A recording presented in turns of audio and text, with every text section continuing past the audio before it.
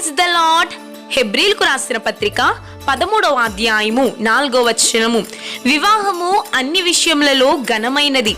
ఇటువంటి ఘనమైన కార్యము మీ గృహంలో జరగాలని ఆశపడుతున్నారా? మీ ఇంటికి రాబోయే సరి అయిన అల్లుడి కోసం, చక్కని కోడల కోసం ఎదురు చూస్తున్నారా?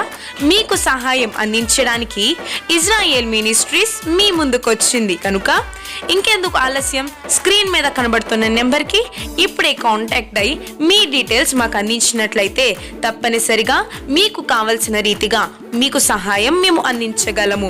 ఎటువంటి రిజిస్ట్రేషన్ ఫీజు లేకుండా దేవుని కార్యము జరిగించుటకై ముందుకొచ్చిన ఇజ్రాయేల్ మినిస్ట్రీస్ని ఎల్లప్పుడూ సహకరిస్తారని కోరుతూ మీ Israel ministries. Praise the lord. Israel ministries అనే కార్యక్రమాన్ని వీక్షిస్తున్న మీ అందరికీ మా హృదయపూర్వకమైన వందన మరణతలండి. అందరూ బాగున్నారు కదా? ఈ కార్యక్రమాన్ని వీక్షిస్తూ మమ్మల్ని ఎంతగానో ప్రోత్సహిస్తున్న మీ అందరికీ మా హృదయపూర్వకమైన వందనాలండి. చాలామంది ఫోన్ కాల్స్ ద్వారా చేసి మమ్మల్ని ఎంతగానో ప్రోత్సహిస్తున్నారు. దాన్ని బట్టి మేము ఎంతగానో దేవుని స్తుతిస్తూ ఉన్నాము. అలాగే ఎంతోమంది వారికి ఉన్న అవసరతలు బట్టి ప్రార్థన చేయించుకుంటున్నారు. వాళ్ళు ఆధ్యాత్మికంగా బలపడుతున్నామని చక్కని సాక్ష్యాలు కూడా మాకు తెలియజేస్తున్నారు. దాన్ని బట్టి మేము దేవుని ఎంతగానో స్తుతిస్తూ ఉన్నాము. మరి ఈరోజు కూడా మరి ఒక చక్కని అంశం ద్వారా దేవుడు మనతో మాట్లాడడానికి ఇష్టపడుతున్నారు. మరి మన యొక్క అంశం ఏంటంటే, మన టాపిక్ ఏంటంటే, నేను ఒక నూతన క్రియ చేయబోచున్నాను. దేవునికి స్తోత్రం, హల్లెలూయా. మరి వాక్యంలోని మనం ధ్యానించుకున్నప్పుడు మరి యెషయా గ్రంథము 43వ అధ్యాయం 19వ వచనంలో ఈ విధంగా రాయబడి ఉంది, ఇదిగో నేను ఒక నూతన క్రియ చేయబోచున్నాను, ఇప్పుడే అది మొలుచును, మీరు దానిని ఆలోచింపరా? నేను అరణ్యంలో త్రోవ కలగ చేయుచున్నాను, ఎడారులలో నదులు పారచేయుచున్నాను అని దేవుని వాక్యం సెలవిస్తుంది. కళ్ళు మూసుకుందాం, చిన్న ప్రార్థన చేసుకుందాం. శరణుతడం మౌనతడం సకలాశీర్వాదమునకు కారణభూతుడైన మా ప్రియ పరలోకపు తండ్రి, నీ నామానికే వేలాది స్తుతులు స్తోత్రాలు ప్రభా. నిలబడిన నాలో ఏ గొప్పతనం లేదునైనా, ఏ మంచితనం లేదునైనా, నా నోట నీ మాట ఉంచి నీ బిడ్డలైన వారితో మీరే సూటిగా తేటగా మాట్లాడండి. వినే చెవులను పరిశీలించే హృదయాల్ని ప్రతి ఒక్కరికి దయచేయండి అయినా. ఏసే ఆత్మ చెప్పుచున్న మాటలు చెవిగలవాడు వినునన్న నీ ప్రకారం నైనా ఏసే నీ మాటలు శ్రద్ధగా విని ఆధ్యాత్మికంగా బలపడే ధన్యతను కృపను ప్రతి ఒక్కరికి దయచేయమని నజరేయుడైన యేసు నామములో అడిగి వేడుకొంచున్నాము పరమ తండ్రి, ఆమేన్, ఆమేన్. మరి దేవుని వాక్యం సెలవిస్తుంది ఏమనంటే, మరి వాక్యంలో మనం చదువుకున్నప్పుడు, ఇదిగో నేను ఒక నూతన క్రియ చేయబోచున్నాను, ఇప్పుడే అది మొలుచును, మీరు దానిని ఆలోచింపరా?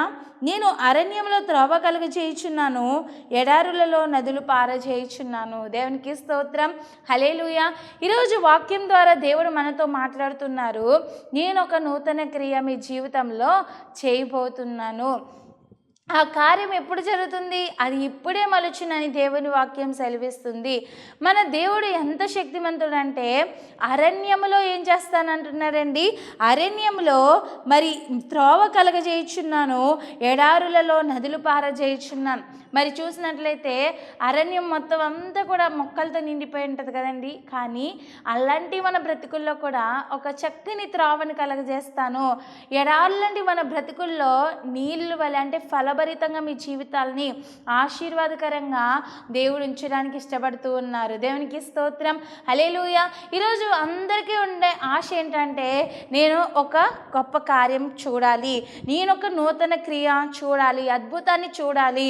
ఈ యొక్క సంవత్సరంలో అడుగుపెట్టిన మనము గొప్ప కార్యాలు, ఆశీర్వాదకరమైన కార్యాలు నా జీవితంలో జరగాలి, నూతనమైన కార్యాలు నా కుటుంబంలో జరగాలి, నా బిడ్డకు వివాహం కావాలి, మేము ఇల్లు కట్టుకోవాలి, లేకపోతే మా కుటుంబం ఆశీర్వాదకరంగా దేవుని సన్నిధిలో ఉండాలని అందరూ కూడా అనేకమైనటువంటి ఆశలు అడుగుతూ ఉంటారు, అనేకమైనటువంటి కోరికలు ఉంటాయి, నూతన క్రియల కొరకు వేచి చూస్తూ ఉంటారు.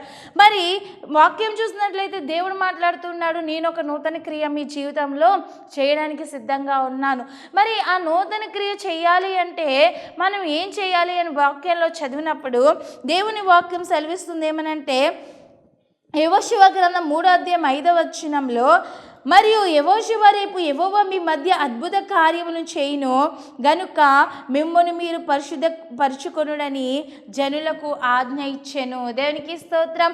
ఈరోజు దేవుడు మాట్లాడుతున్నాడు, నీ జీవితంలో నూతన క్రియ చేయాలన్నా, అద్భుత కార్యము జరగాలన్నా, అనేకమైన కార్యాలు దేవుని జీవితంలో చేయాలన్నా, నీ జీవితంలో గొప్ప మేలు జరగాలన్నా నువ్వు చేయవలసింది ఏమిటంటే, మనల్ని మనం పరిశుద్ధపరచుకోవాలి. నిన్ను నువ్వు పరిశుద్ధ పరిశుద్ధపరుచుకున్నప్పుడు నూతన క్రియను మనం చూడగలుగుతాము. దేవునికి స్తోత్రం, హల్లెలూయా. ప్రియ దేవుని బిడ్డ, వాక్యం వింటున్న మీరు మరి నూతన క్రియలు చూడాలంటే దేవుడు మాట్లాడుతున్నాడు, మిమ్మల్ని మీరు పరిశుద్ధపరచుకొనుడి. దేవునికి స్తోత్రం, హల్లెలూయా. ఇంకా పాపపు జీవితంలో ఉన్నామేమో, ఇంకా రోత బ్రతుకుల్లో ఉన్నారేమో, దేవుడు మాట్లాడుతున్నాడు, మిమ్మల్ని మీరు పరిశుద్ధపరచుకోండి. అప్పుడు దేవుడు మీ జీవితంలో నూతన క్రియ చేయడానికి ఇష్టపడుతూ ఉన్నాడు. ఎప్పుడైతే ఇజ్రాయేలు ప్రజలతో యెహోషువ ఈ మాట చెప్పారో, యెహోషువ గారు చెప్పిన ఈ మాట ప్రకారము ఆ ప్రజలందరూ కూడా చక్కగా పరిశుద్ధపరుచుకున్నారు. అంతేకాకుండా యాజకులు పరిశుద్ధపరుచుకుని దేవుని మందసం పట్టుకుని అక్కడ అడ్డుగా ఉన్న యోర్దాను నది నుంచి ఎలా వెళ్ళాలని ఆలోచిస్తున్నప్పుడు దేవుడు ఒక కార్యం జరిగించారు. అదేంటంటే ఈ యాజకులు ఒక అడుగు పెట్టినప్పుడు యోర్దాను నది 2 పాయలుగా దేవుడు చేశాడు. దేవునికి స్తోత్రం, హల్లెలూయా. ప్రియ దేవుని బిడ్డలారా, మీ జీవితంలో కూడా అడ్డుగా ఉన్నటువంటి కార్యాలు, మీ జీవితంలో మీరు విజయం పొందడానికి అడ్డుపడుతున్న ప్రతి ఆటంకాలను యేసుప్రభు వారు ఏం చేస్తారండి, అధిగమించేలా చేస్తారు. ఎప్పుడంటే కేవలము మనల్ని మనం పరిశుద్ధపరుచుకున్నప్పుడు. ఈరోజు మన జీవితాన్ని మనం పరిశుద్ధపరచుకోవాలి, దేవునికి అప్పగించుకోవాలి. పరిశుద్ధంగా మనం జీవించినప్పుడు అనేకమైనటువంటి నూతన కార్యాలను మన జీవితంలో మనం చూడగలుగుతాము. దేవునికి స్తోత్రం, హల్లెలూయా. మరి వాక్యంలో మనం చూసినట్లయితే లేఖనాలు పరిశీలించినప్పుడు అనేక మంది భక్తులు మనకు కనిపిస్తూ ఉన్నారండి. వాళ్ళు కూడా ఒకప్పుడు భయంకరమైన జీవితాలు జీవించారు, దేవునికి ఇష్టం లేని క్రియలు చేశారు. కానీ దేవుడు ఎప్పుడైతే మరి వాళ్ళు పరిశుద్ధపరుచుకున్నాడో దేవుడు వాళ్ళని వాడుకోవడం మొదలుపెట్టాడు. దేవుడు వాళ్ళ జీవితంలో నూతన క్రియలు చేయడం ప్రారంభించారు. ఈరోజు మీరు కూడా పరిశుద్ధపరుచుకున్నప్పుడు, మీ జీవితాన్ని దేవునికి అప్పగించుకున్నప్పుడు దేవుడు మీ జీవితంలో నూతన క్రియలు చేయడం మొదలు పెడతారు. అరణ్యంలో త్రోవ కలగజేసినట్లుగా నీ జీవితాన్ని ఆశీర్వాదకరంగా దేవుడు మలుస్తాడు. ఎడారుల్లో నీళ్లు పారజేసినట్లుగా దేవుడు నీ జీవితాన్ని నూరంతలుగా అభివృద్ధికరంగా నీ జీవితాన్ని ఉంచడానికి ఇష్టపడుతూ ఉన్నారు. దేవునికి స్తోత్రం, హల్లెలూయా. మరి బైబిల్ గ్రంథంలో పరిశీలించినట్లయితే మొట్టమొదటిగా యాకోబు గారి గురించి కొన్ని విషయాలు మనం ధ్యానిద్దాము.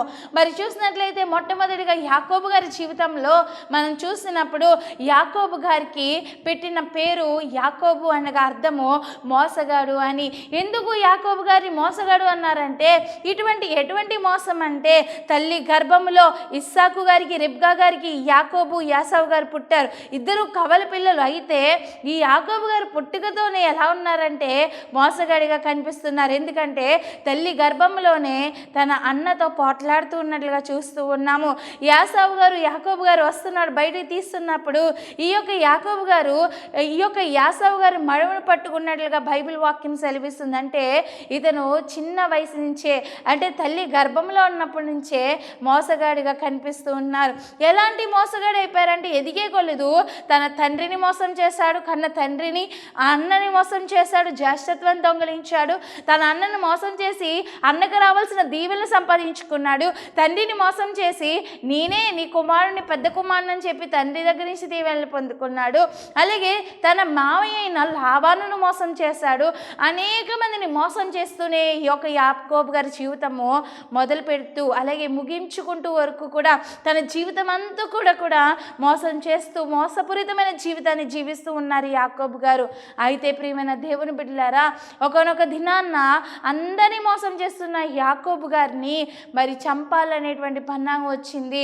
యాసావు 400 మంది జనంతో నేను ఎలాగైనా యాకోబుని చంపేయాలి, నన్ను మోసం చేస్తాడా అని చెప్పి ఈ యొక్క యాసావు జనసమూహం తీసుకుని యాకోబుని చంపేయడం కోసం వస్తూ ఉన్నాడు. ప్రియ దేవుని బిడ్డలారా, ఆ సమయంలో యాకోబు గారు మోకరించి యబ్బోకు రేవు దగ్గర మోకరించి దేవునికి ప్రార్థన చేస్తున్నాడు. దేవా, ఇప్పటిదాకా నా జీవితం మోసకరమైన జీవితమే, కానీ ఈ దినం నేను అనుకుంటున్నాను, నన్ను నేను పరిశుద్ధపరుచుకుంటున్నాను, నా జీవితంలో నూతన క్రియ నువ్వు చెయ్యి ప్రవ్వా. ఈరోజు మీ జీవితాన్ని కూడా దేవునికి అప్పగించినప్పుడు, ప్రవ్వా ఇప్పటి వరకు నేను త్రాగిపోతునే, ఇప్పటి వరకు నా జీవితాన్ని వ్యర్థంగా గడిపిన వాడినే, ఇప్పుడు దాకా వ్యర్థంగా నేను జీవించిన దానినే, కానీ ఇప్పుడు నా జీవితాన్ని నేను పరిశుద్ధపరుచుకుంటున్నాను, నా జీవితంలో నూతన క్రియ చెయ్యి ప్రభు అని అడిగినప్పుడు దేవుడు మీ జీవితంలో నూతన క్రియ చేసి మిమ్మల్ని గొప్ప జనముగా వాడుకోవడానికి, నిన్ను ఆశీర్వాదకరంగా ఉంచడానికి మన దేవుడు సిద్ధంగా ఉన్నాడు. ప్రియ దేవుని బిడ్డలారా, దేవుని వాక్యం సెలవిస్తుంది, యాకోబు గారు యబ్బోపు రేవు దగ్గర ఈ రాత్రంతా కూడా దేవుని దగ్గర పెనుగులాడారు. దేవా, నేను పాపిని ప్రభా, నేను పరిశుద్ధునిగా నేను ప్రార్థన చేస్తున్నాను, నేను మోసపూరితమైన జీవితాన్ని విడిచిపెట్టడానికి ఇష్టపడుతున్నాను, పరిశుద్ధంగా నా జీవితాన్ని మలుచుకోవడానికి నేను ఇష్టపడుతున్నాను, నన్ను నేను పరిశుద్ధపరుచుకుంటున్నాను, నా జీవితాన్ని నీకు అప్పగిస్తున్నానని దేవుని దగ్గర మొరపెట్టినప్పుడు ఎలా మొరపెట్టాడంటే, దేవుడు అంటున్నాడు ఏమనంటే, నన్ను విడిచిపెట్టే అంటుంటే నేను నిన్ను విడివను, నువ్వు నన్ను నిశ్చయంగా ఆశీర్వదించితేనే కానీ, నువ్వు నన్ను మరి నీ యొక్క బిడ్డగా మలుచుకుంటేనే కానీ నేను ఎంత మాత్రం నిన్ను విడిచిపెట్టను. దేవునికి స్తోత్రం, హల్లెలూయా. అప్పుడు దేవుడు చూసినట్లయితే పరిశుద్ధ గ్రంథంలో ఆదికాండము 32వ అధ్యాయము 27-28 వచనాల్లో మనం చదువుకున్నప్పుడు, ఆయన నీ పేరేమని నిన్ను అడుగగా అతడు యాకోబు అని చెప్పాను.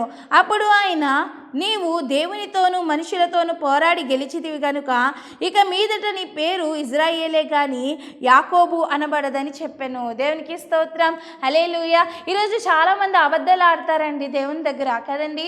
ఎందుకు పాస్టర్ గారు అడుగుతారు, సేవకులు అడుగుతారు, ఎందుకమ్మా ఆలస్యం అయింది అని అంటే ఏదో షాక్ చెప్తారు, అసలైన నిజం చెప్పరు. దేవుని సన్నిధికి ఎందుకు రాలేదు అని అంటే మరి కావాలనే రాకపోయినప్పటికీ కూడా ఏదో ఒక బలహీనత చెప్పడం, ఏదో చోటుకి వెళ్ళామని చెప్పడం, ఇలా చేస్తూ ఉంటారు. ఈ యాకోబు గారు నేను మోసగాడిని అని చెప్పుకోకుండా నేను మంచోడిని అని చెప్పుకోవచ్చు కదా, కానీ యాకోబు గారు పేరేంటని అడిగినప్పుడు నేను మోసగాడిని నిజాయితీగా ఒప్పుకున్నాడు.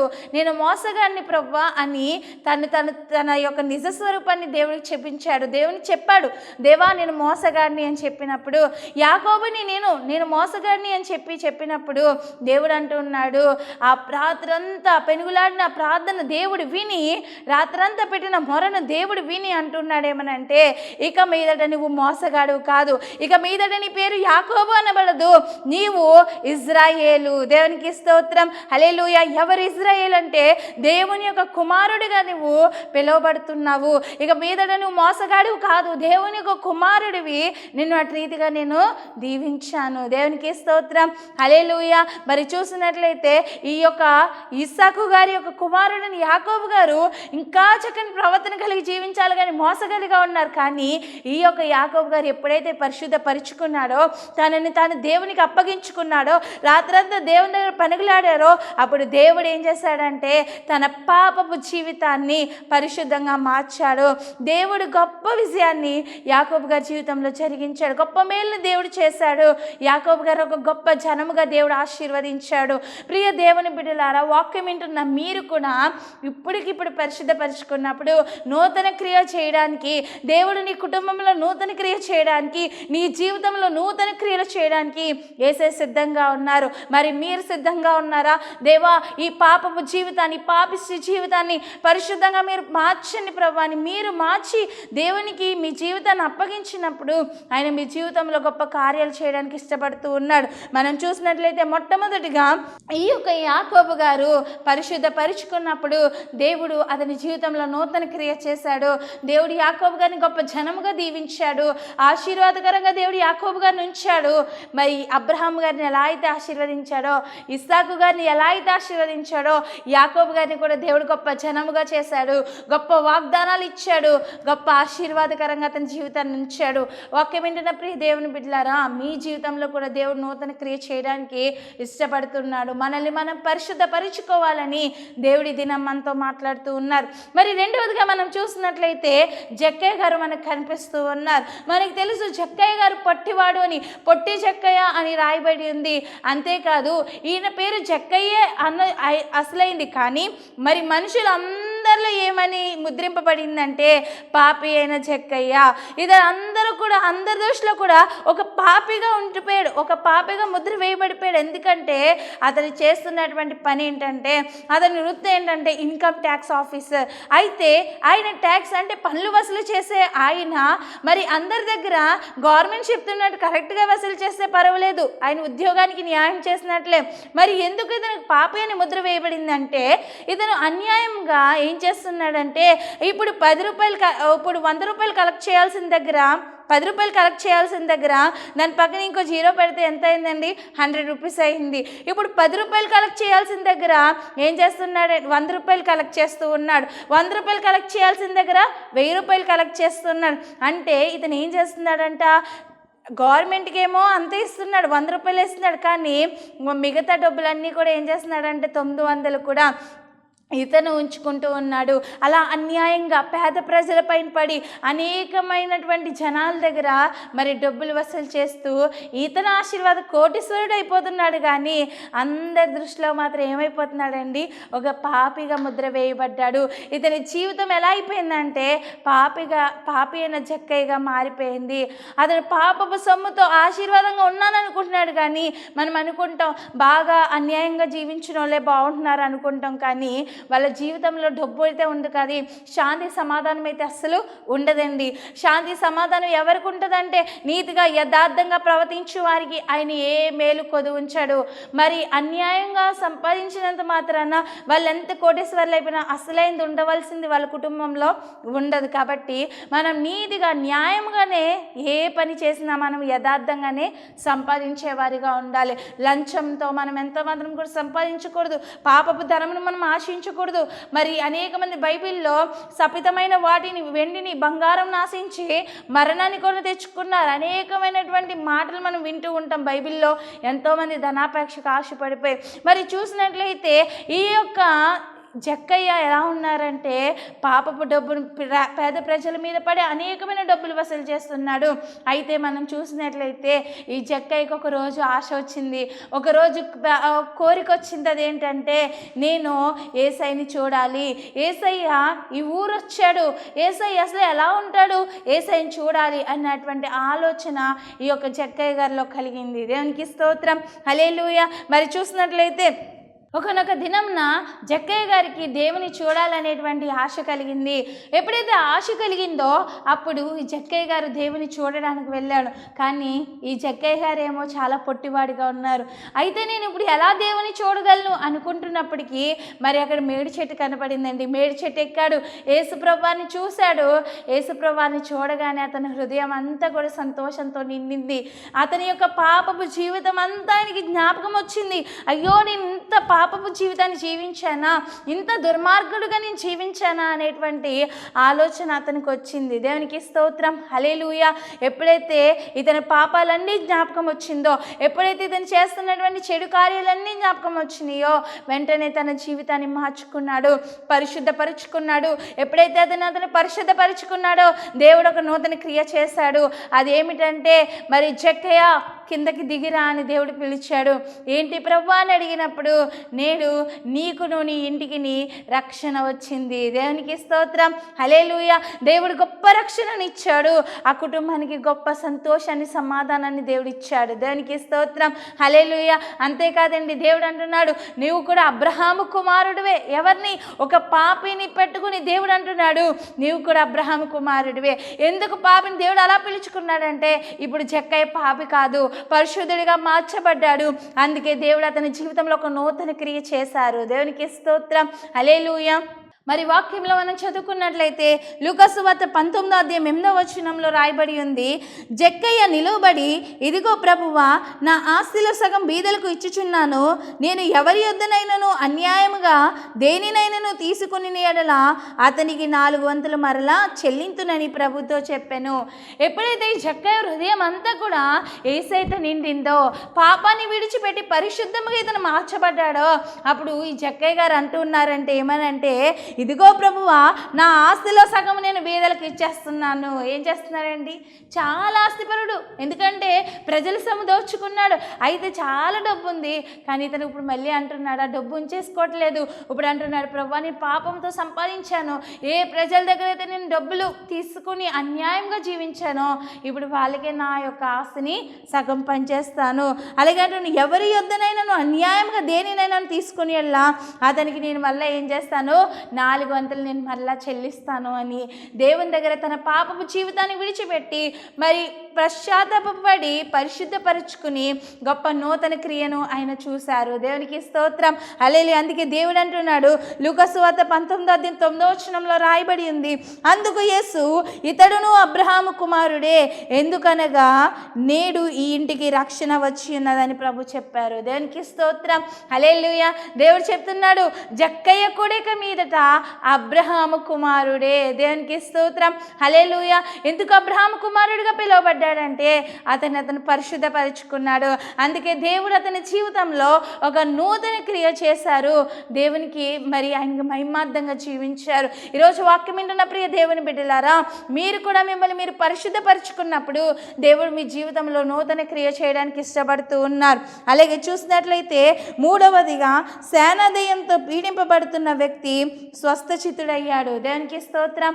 హల్లెలూయా. తన జీవితాన్ని మార్చుకున్నాడు. మనకు తెలుసు, గెరాసేనులు అనేటువంటి దేశంలో, ఆ ప్రాంతంలో మరి ఒక యవనస్తుడు మరి దెయ్యాలతో మరి పీడింపబడుతూ, అనేకమైనటువంటి దెయ్యాలతో పీడింపబడుతూ భయంకరంగా బాధపడుతున్నట్లుగా మనం చూస్తూ ఉన్నాం. స్నేహితులకి, కుటుంబీకులకి అందరికీ కూడా చాలా దూరంగా ఉంటూ మరి సమాధుల మధ్యలో నివసిస్తూ మరి చాలా భయంకరమైనటువంటి జీవితాన్ని ఆ యొక్క యవనస్తుడు జీవిస్తూ ఉన్నాడు. కుటుంబీకులు ఆపినా, మరి ఇరుగు పొరుగు వారు ఆపినా, ఎవరు ఆపినా కూడా ఆగకుండా మరి అందరికీ దూరంగా వెళ్ళిపోయి ఒంటరిగా మరి జీవిస్తూ తన శరీరాన్ని గాయపరుచుకుంటూ మరి భయంకరమైన జీవితాన్ని జీవిస్తున్నారు. అందరూ చూసి భయపడిపోతున్నారు. ఆ యొక్క కుటుంబీకులందరూ బాధపడుతూ ఉన్నారు. అటువంటి యవనస్తుడు నశించిపోవడం ఎవరికి ఇష్టం లేదండి? మన దేవునికి ఇష్టం లేదు. దేవునికి స్తోత్రం. హల్లెలూయా. ఆ యొక్క గెరాసేనుల ప్రాంతానికి దేవుడు వచ్చి ఈ యవనస్తుడి దగ్గరికి వచ్చాడు. దేవుడు ఎవడైతే ఏ దెయ్యమైతే పీడింపబడుతూ ఆ యొక్క యవనస్తుడు పాడవుతున్నాడో, ఆ యవనస్తుడి జీవితం నాశనం అయిపోతుందో, దేవుడు ఆ దెయ్యాన్ని తరిమి కొట్టాడు. దేవునికి స్తోత్రం. హల్లెలూయా. దెయ్యం ఆ దూరం నుంచే, సాతాను ఆ దెయ్యము దూరం నుంచే మరి భయపడిపోతుందంటే అండి దేవుని చూసి. వాక్యంలో మనం చదువుకున్నప్పుడు లూకా సువార్త 5:6-7 మనం చదువుకున్నప్పుడు, సేన దెయ్యం దూరం నుండి యేసుని చూసి పరిగెత్తుకుని వచ్చి ఆయనకు నమస్కారం చేసి, యేసు, సర్వోన్నతుడైన దేవుని కుమారుడా, నాతో నీకేమి, నన్ను బాధపరచుకోమని దేవుని పేరట నీకు ఆనపెట్టుచున్నానని బిగ్గరగా కేకలు వేసెను. దేవునికి స్తోత్రం. హల్లెలూయా. మరి రాత్రి పగలు కూడా కేకలు వేస్తే ఈ యొక్క యవనస్తుడు తన జీవితాన్ని జీవిస్తూ ఉండగా మరి ఆ యొక్క యవనస్తుడి దగ్గర దేవుడు వచ్చాడు. అయితే ఆ యవనస్తుడిలో ఉన్న దెయ్యం, అంటే ఆ యవనస్తుడు పరిగెత్తుకొని దేవుని దగ్గరికి వచ్చాడు. అయితే ఆ దెయ్యం అంటుందంటే ఏమనంటే, మీరు నన్ను ఏమి చేయకండి దేవా అని దేవునికి మొరపెట్టుకుంటున్నట్లుగా మనం చూస్తూ ఉన్నాము. దేవునికి స్తోత్రం. హల్లెలూయా. సౌలును పౌలుగా మార్చుకున్నాడు దేవుడు. మార్గం మధ్యలో దేవుడే స్వయంగా, ఎందుకంటే ఎవరితో చెప్పిద్దామన్నా వాళ్ళందరినీ కూడా సౌలు అంటే భయం అందరికీ కూడా, కానీ దేవుడే స్వయంగా వచ్చి సౌలుతో మాట్లాడాడు. సౌలా సౌలా, నువ్వు బాధపడుతున్న క్రీస్తును నేనే అని దేవుడు మరి తన స్వరంతో మాట్లాడినప్పుడు, యేసే స్వరంతో మాట్లాడినప్పుడు ఆ యొక్క సౌలు గారు అప్పుడు రక్షింపబడ్డారు, మారు మనసు పొందారు, పౌలుగా మార్చబడ్డారు. దేవుడు ఎప్పుడైతే సౌలు గారు పౌలు గారుగా మార్చబడ్డారో అందరికన్నా గొప్ప సేవ చేశారండి. నా మట్టుకైతే బ్రతుకుట క్రీస్తే, చావైతే లాభము అని చెప్పేంత గొప్ప సేవ చేశారు. నా మట్టుకైతే బ్రతుకుట క్రీస్తే, నేను మాత్రం బ్రతికితే క్రీస్తు కొరకే బ్రతుకుతాను, చనిపోయినది నాకు లాభమే అని చెప్పారు. అలాగే అంటున్నాడు ఏమనంటే, నేను క్రీస్తు యేసుని పోలి నడుచుకున్న ప్రకారము మీరు నన్ను పోలి నడుచుకోండి. అంత అలా చెప్పేస్తే ఎవరికైనా ఉందండి? అంత చక్కని మాటలు, అంత పౌరుషమైనటువంటి మాటలు ఈ యొక్క పౌలు గారు చెప్పారు. గల కారణం ఏంటంటే, ఈ పౌలు గారు అంత గొప్ప సేవ చేశారు, అంత గొప్పగా దేవునిలో వాడబడ్డారు. ప్రియ దేవుని బిడ్డలారా, ఎప్పటికీ మారడనుకున్నారు అందరూ కూడా, కానీ సౌలును దేవుడు పౌలుగా మార్చుకున్నాడు. ఒక నూతన క్రియ చేశాడు. ఏంటంటే, ఈ సౌలు ద్వారానే అనేక మంది ప్రజల్ని దేవుడు రక్షించాడు. సౌలు పౌలుగా మార్చబడిన తర్వాత అనేక సంఘాలకి పత్రికలు రాస్తూ, ఉత్తరాలు రాస్తూ అనేక మందిని బలపరిచి, అనేక సంఘాలని ఉత్తేజింపచేసి, రక్షించి, అనేక ఆత్మలు దేవుడికి అప్పగించేటువంటి గొప్ప సువార్తికుడిగా, గొప్ప పరిచర్య దేవుడి కొరకు ఆయన చేశాడు. దేవునికి స్తోత్రం. హల్లెలూయా. ఈరోజు వాక్యం వింటున్న ప్రియ దేవుని బిడ్డలారా, మన జీవితంలో కూడా దేవుడు నూతన క్రియ చేయడానికి ఇష్టపడుతూ ఉన్నారు. అయితే మన జీవితంలో నూతన క్రియ చేయాలంటే మనల్ని మనం పరిశుద్ధపరచుకోవాలి. పరచబడాలి. ఎప్పుడైతే సౌలు జీవితం పరిశుద్ధపరచబడిందో దేవుడు వెంటనే అతని జీవితంలో నూతన క్రియ చేయడం ప్రారంభించారు. మరి మనం చూస్తూ ఉన్నట్లయితే ఈ యొక్క పౌలు గారు ప్రేమ గురించి చాలా చక్కని మాటలు రాశారండి. ప్రేమ కలిగి ఉండుట గొప్ప, మరి ప్రేమ కలిగి ఉండుటకు మీరు ప్రయాసపడండి అని చాలా చక్కని మాటలు. దేవదూతల భాషలు మాట్లాడినా ప్రేమ లేని వాడవైతే నువ్వు వ్యర్థుడు అని చాలా చక్కగా. ఒకప్పుడు ప్రేమ లేకుండా ఉన్నటువంటి ఈ సౌలు గారు ఇప్పుడు పౌలుగా మార్చబడిన తర్వాత ఎంతో ప్రేమను, దేవుని ప్రేమనైనా వ్యక్తపరుస్తున్నట్లుగా మనం చూస్తూ ఉన్నాము. దేవునికి స్తోత్రం, హల్లెలూయా. అలాగే మనం చూసినట్లయితే మరి 5వదిగా మనం చూసినట్లయితే 5 భర్తలతో విసిగివేసారిన సమరయ స్త్రీ మార్పు చెంది తన పట్టణాన్ని రక్షించుకునేలా దేవుడు చేశాడు. యోహాను సువార్త 4వ అధ్యాయం 17-18 వచనాలు మనం చదువుకున్నట్లయితే ఆ స్త్రీ అంటే సమరయ స్త్రీ నాకు పెనిమిటి అంటే భర్త లేడు అనగా యేసు ఆమెతో నాకు పెనిమిటి లేదని నువ్వు చెప్పిన సంగతి సరియే, నీకు 5 పెనిమిటిలుండిరి అంటే 5 భర్తలుండిరి, ఇప్పుడు ఉన్నవాడు నీ పెనిమిటి కాదు, సత్యమే చెప్పితివనెను. మరి చూసినట్లయితే 5 భర్తలతో తన జీవితాన్ని విసిగివేసారినటువంటి సమరయ స్త్రీని దేవుడు మార్చుకున్నాడు. దేవునికి స్తోత్రం, హల్లెలూయా. ఆమె యేసుప్రభువు వారు ఉన్న చోటుకు వచ్చి ఆమె మరి నీళ్లు తోడుకుంటూ ఉన్నప్పుడు యేసుప్రభువు వారు అంటున్నారు దాహానికి కొన్ని నీళ్ళు ఇవ్వమన్నప్పుడు ఆమె అంటుంది మేము ఇచ్చి నీళ్ళు మీరు ఎంత మాత్రం త్రాగరు కదా అంటుంటే దేవుడు అంటున్నాడు నేనిచ్చు నీళ్ళు త్రాగువాడు ఎప్పటికీ దప్పికొనడు. దేవునికి స్తోత్రం, హల్లెలూయా. మరి ఎప్పుడైతే ఆ మాట చెప్పినప్పుడు వెంటనే ఈమె గ్రహించుకుంది ఏమనంటే నజరేయుడైన యేసు మన ఊరికి వచ్చారు, నువ్వు మెస్సయ్యవే కదా అని దేవుని వెంటనే మరి గ్రహించింది, యేసయ్యని గ్రహించింది. వెంటనే ఆమె జీవితాన్ని మార్చుకుంది. అక్కడ రాయబడి ఉంది ఆమె కుండలనే విడిచిపెట్టిందంట. అంటే తన పాపపు జీవితాన్ని విడిచిపెట్టింది. పాపపు జీవితాన్ని విడిచిపెట్టి ఎప్పుడైతే తను పరిశుద్ధపరుచుకుందో దేవుడు ఆమె ఒక పట్టణాన్నే రక్షించుకునేలాగా అనేక మందికి సువార్త చెప్పేలాగా ఆమెకే దేవుడు కనబడ్డాడు. దేవుడు అనేక మందిని రక్షించడానికి ఆమెను గొప్ప పాత్రగా వాడుకున్నాడు. దేవునికి స్తోత్రం, హల్లెలూయా. ఈ సమరయ స్త్రీ జీవితంలో మరి దేవుడు గొప్ప మేలు చేశారు. మరి చూసినట్లయితే ఈ యొక్క సమరయ స్త్రీ మరి వాక్యంలో చూసినట్లయితే అందరికీ కూడా వెళ్ళి మన ఊరికి యేసయ్య వచ్చారని మెస్సయ్య వచ్చారని చక్కగా దేవుని సువార్తను ప్రకటించింది. ప్రియ దేవుని బిడ్డలారా, మనల్ని మనం పరిశుద్ధపరచుకున్నప్పుడు ఈరోజు మిమ్మల్ని మీరు పరిశుద్ధపరచుకున్నప్పుడు మీ జీవితంలో కూడా నూతన క్రియ చేయడానికి మన యేసయ్య సిద్ధపడుతున్నారు. అయితే మరి నిన్ను పరిశుద్ధపరచుకుంటున్నావా? ఇంకా నీలో దేవునికి ఇష్టం లేని క్రియలు ఏమున్నాయో, ఏమి దేవునికి నీలో నుంచి నచ్చట్లేదో వాటన్నిటిని విడిచిపెట్టినప్పుడు దేవుడు మీ జీవితంలో గొప్ప కార్యాన్ని నూతన కార్యాన్ని చేయడానికి ఇష్టపడుతున్నాడు. మరి త్రోవ కలగచేయ దేవుడు అయితే నీ జీవితంలో కూడా గొప్ప మేలు చేయడానికి ఆయన ఇష్టపడుతున్నాడు. మరి దేవుడు అనుకుంటే ఆయనకు అసాధ్యమైందంటూ ఏది లేదు. చనిపోయిన లాజరుని కూడా దేవుడు బ్రతికించాడు. ఈరోజు వాక్యం వింటున్న ప్రియ దేవుని బిడ్డలారా, మిమ్మల్ని మీరు పరిశుద్ధపరచుకోండి. దేవుడు మీ జీవితంలో నూతన క్రియ చేయడానికి ఆయన సిద్ధంగా ఉన్నారు. ఈ కొద్ది మాటలు దేవుడు మనందరి వినికుల్లో ఆశీర్వదించి బలపరచును గాక. ఆమేన్, ఆమేన్. కళ్ళు మూసుకుందామండి, చిన్న ప్రార్థన చేసుకుందాము. శరణుతుడా మౌనతుడా సకల ఆశీర్వాదమునకు కారణభూతుడైన మా ప్రియ పరలోకపు తండ్రి, నిలబడిన నాలో ఏ గొప్పతనం లేదు, ఏ మంచితనం లేదు నాయనా. నాలో తండ్రి ప్రభా యేసయ్య తండ్రి ప్రభా నాతో తండ్రి నీవే నీ బిడ్డలైన వారితో మాట్లాడినా నీ మాటలను బట్టి నీకు వేలాది స్తుతులు స్తోత్రాలు ప్రభా. మాటలు వింటున్నా నీ బిడ్డలందరినీ దీవించి మీరు మాత్రమే మహిమ పొందుకోమని సమస్త మహిమ ప్రభావం నీకే చెల్లించుకుంటూ నజరేయుడైన యేసు నామములో అడిగి వేడుకొనుచున్నాము పరమ తండ్రి. Amen, amen. Praise the lord. Israel ministries అనే ఈ కార్యక్రమాన్ని వీక్షిస్తున్న మీ అందరికీ మా హృదయపూర్వకమైన వందన మరణాతలండి. ఈ యొక్క కార్యక్రమాలు, ఈ యొక్క వర్తమానాలు మీ అందరికీ ఆశీర్వాదకరంగా ఉన్నట్లయితే మా కొరకు ప్రార్థన చేయండి. అలాగే దేవుడు మీకు ప్రేరేపిస్తే కింద కనిపిస్తున్నటువంటి నెంబర్కి ఫోన్పే ఆర్ గూగుల్ పే చేసి మీ సహకారాన్ని అందించండి.